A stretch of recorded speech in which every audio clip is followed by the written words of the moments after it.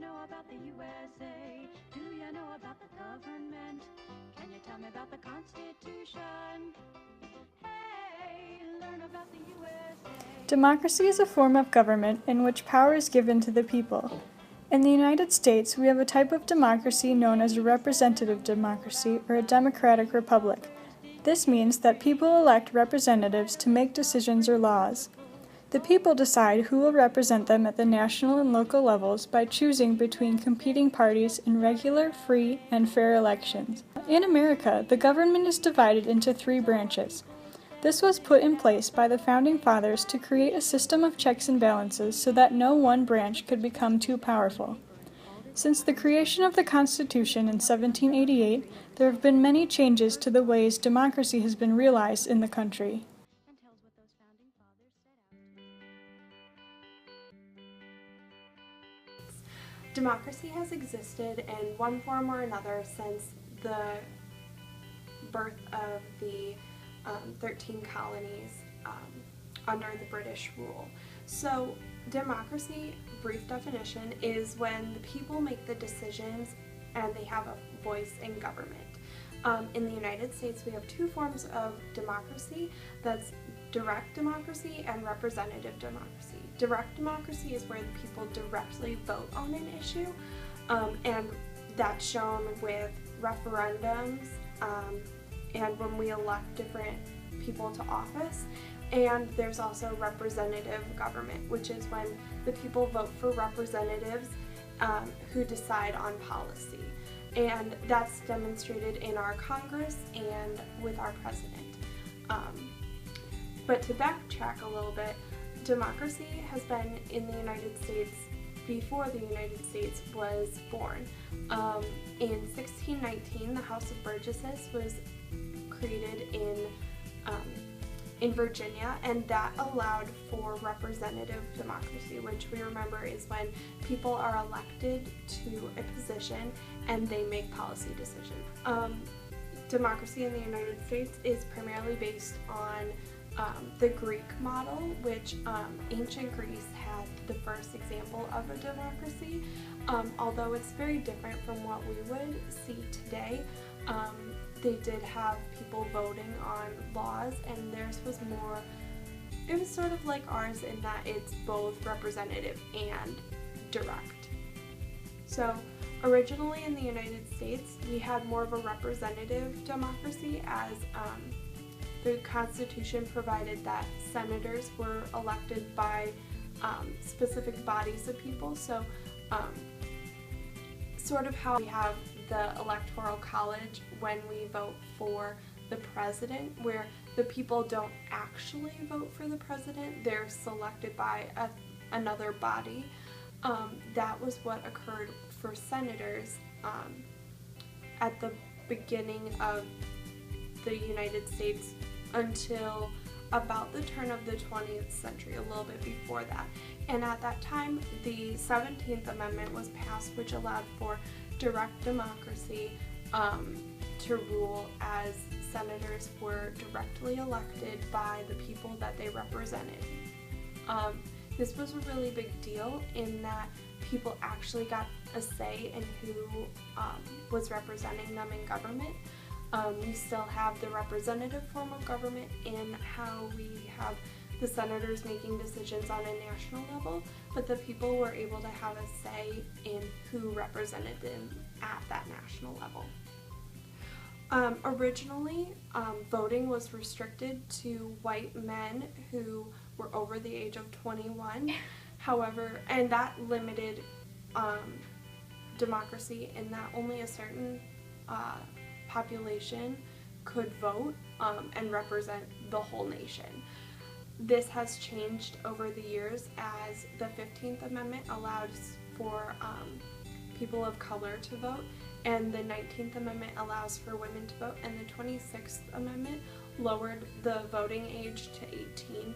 This allows for the population to be more holistically represented, so no one group dominates the decision-making process.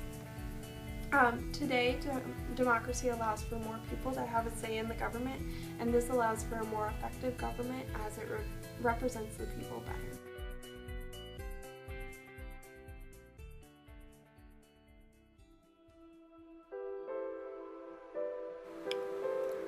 The word democracy in America has become loaded with paradox.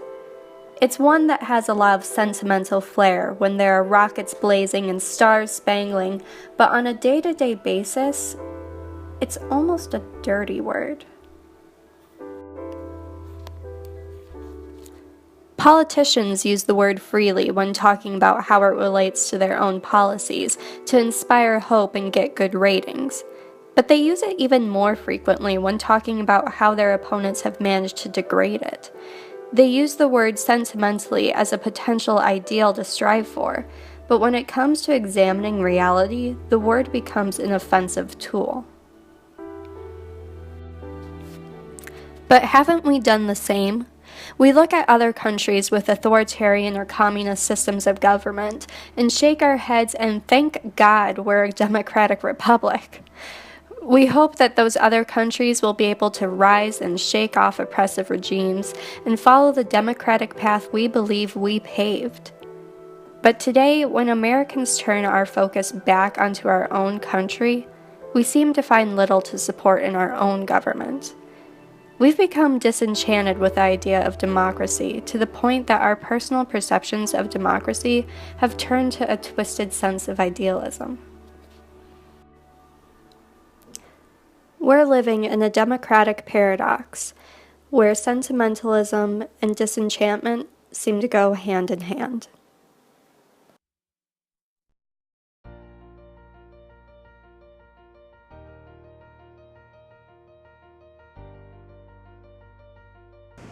Well, when I think of democracy, being an American, a lot of it is, America, land of the free, home of the brave. We can all make our own decisions and have our voice be heard and things like that. But especially recently, with Congress being the way that it is and all that, democracy kind of has some connotations of being dangerous and being able to have someone have their voice be too heard if their message, I don't want to say is a dumb one, but is a dumb one. My personal definition of democracy, at least in the way that we have been taught to believe it, is that democracy is being able to have everyone's voice be heard and have your opinion expressed, and being able to have what you want known. That being said, there's definitely that concern of majoritarianism and things like that, which I feel like democracy, at least in the way that we have it set up in America, is supposed to not fall into. It's supposed to help represent the minority in addition to the majority. So it's a difficult thing to define. There's really no argument that certain groups have more power in our democracy. The majority, because they get elected, their representatives get elected because they are representative of the majority. Lobbyists have an unfortunate pull in the way our democracy is set up. And select minority groups actually have a decent pull, depending. But I definitely think that there are some, upper class people, Caucasians, business people, things like that have a stronger pull in our democracy. Well, I think democracy, it's definitely important for every American to have a relationship with democracy. And especially since from such a young age, we're taught that, America, we're a democracy, we're the first democracy since Athens, and we're the best democracy, woo! But the way that we are right now, I do think that we're kind of shifting away from that democracy, and it's becoming significantly less effective than it was in the days of early America, and that we may need to reevaluate how our system is done. Well, I feel like democracy is visible. I mean, in our daily life, you see it all the time. The fact that, we're supposed to be this democratic powerhouse, and we're supposed to be, this is how we work as a society. We all, band together, we few, we marry few, we band of brothers, all that. But I think that in practice, we're actually not as democratic as we think in our society, because we definitely have that hierarchy that we've set up. Even looking at the president and the way that he gets elected, like the Electoral College, it's supposed to be, this man runs our country, he's, the powerhouse of our nation, but it's, for a nation that's supposed to be democratic, it's not a democratic system really to elect the president. That's not saying it's bad necessarily, just that it's not democratic. Honestly, I think that in its purest form, like in the ancient Athens way, where here's a possible idea, everyone gets one vote, that determines it, I think that form of democracy does not work. And I think a lot of forms of democracy are greatly flawed and inefficient. I think the best form of democracy, and I'm slightly biased because I'm an American and I grew up in that, with that socialization, but I do think that a republic based on a democracy is the most efficient way to actually have representation of individuals, but also have stuff get done. And that's not really necessarily working at the moment with, Congress, but I think in theory that would be the best way to have a government be run, to actually represent the people. I think that the location America's in now is probably not a good one. The congressional locks really concern me. The way that we can't work together as a nation, because that is kind of what democracy is supposed to do. It's supposed to have, everyone has their voice be heard, and then we do something to make everyone happy. But like the way that our government is working right now, I get the feeling that really no one's that happy. So I do think that we're going to have to reevaluate the system and how it's working, because it's it's not working out so well. Not really, no.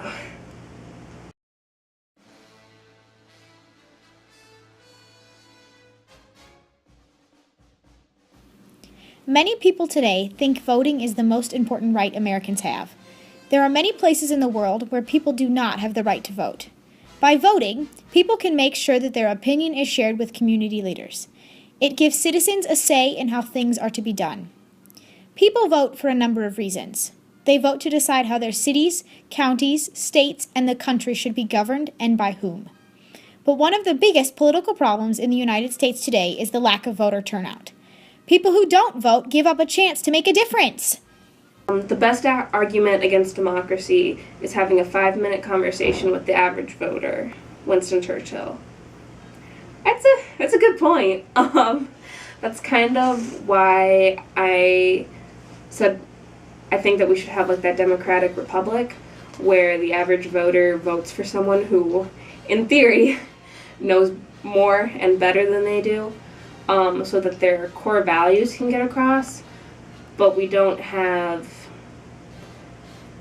insane people running the government, in theory. The tyranny of a prince in an oligarchy is not so dangerous as the apathy of a citizen in a democracy. Charles de Montesquieu. I disagree, actually. I think that having the government be tyrannical inspires apathy of citizens. I think that's part of the reason why we have so much apathy in our current democracy, because people feel like the way that the government is being run, it doesn't matter. It's, I think the phrase is voting for the same jerk in a different suit. I'm censoring that a little bit. So I actually think that the apathy of a citizen, while dangerous, is better than having a tyrannical government. It's important for people to vote so that they have their voices heard, because when people don't vote, then they lose any chance that they have to have themselves represented in government. And when we do that, typically the people who don't vote tend to complain a lot about the decisions that are made. However, they chose to not vote and they chose to not have their voices heard, so they're complaining about something that they had a potential to make a change in, and when they don't take that opportunity, it really hinders the government because it's not working as effectively as it's supposed to, because democracy only works if everyone is participating. That's why it's so important to vote, because if you don't vote, your voice isn't heard, and then the government can't run well. And it doesn't, you could have someone ruling your government or making decisions for you that is completely opposite to what you believe, and it can actually really hurt the nation or the local government. So by voting, you ensure that at least by your vote, it won't happen. And I think voting is important because when you vote, your vote could potentially be the vote that changes the race and changes what happens in your county, whether your county swings Democratic, Republican, or Independent, which doesn't happen very often, but your vote could matter. And I think voting is important because I think you need to express your vote and express your desire to vote and try to change our democratic process, because that's what we are. We are a democratic group and we're a democratic country, and we're able to, influence our votes, and that's what we fought for, leaving the British in the Declaration of Independence. We didn't want a monarchy. We wanted some way that the people could vote and the people could change the government and the people could change the way that they wanted things to happen. And I think that voting is important because it brings back and resonates that idea of the Declaration of Independence. And I think people sometimes don't vote because they're either college students like me. Fortunately for me, I live really close to home, so I was able to go with my mom and vote on a certain day. But there are a lot of people who are absentee voters who don't live by their polling place and don't live there and are unable to vote and don't send their ballots in early because they feel like theirs doesn't matter, or they feel like that their vote won't matter, and they won't know what they're trying to say, and they don't understand the issues. I feel like it's important to vote, and it's a milestone in life, to go voting, and you take your picture with your sticker, and you're like, look, I voted today! People often choose to not vote because they have a low sense of political efficacy, and political efficacy is when it's the extent to which you believe that your voice matters. So if you have a high political efficacy, you think, my vote matters, it's gonna change the world. But if you have a low political efficacy, which a lot of people in America do, it means that you don't think your vote matters. You don't think that one vote will change everything. And in a two-party system where if you vote for a third party, it doesn't really make an impact on the government, that idea that my vote doesn't matter is very prevalent, and it hurts the government and democracy in general because people aren't taking that opportunity to vote when they have the chance. Also, people are lazy and they don't always vote. I know for me, I didn't vote in the last election because I couldn't get home. and so it's hard for college students to get home and vote, or to remember, like, oh yeah, I need to submit my early ballot. So sometimes there are a little bit of, there are some obstacles to voting. So either you have a low political efficacy, or there's obstacles to voting, both of which are bad reasons not to vote, so everyone should vote.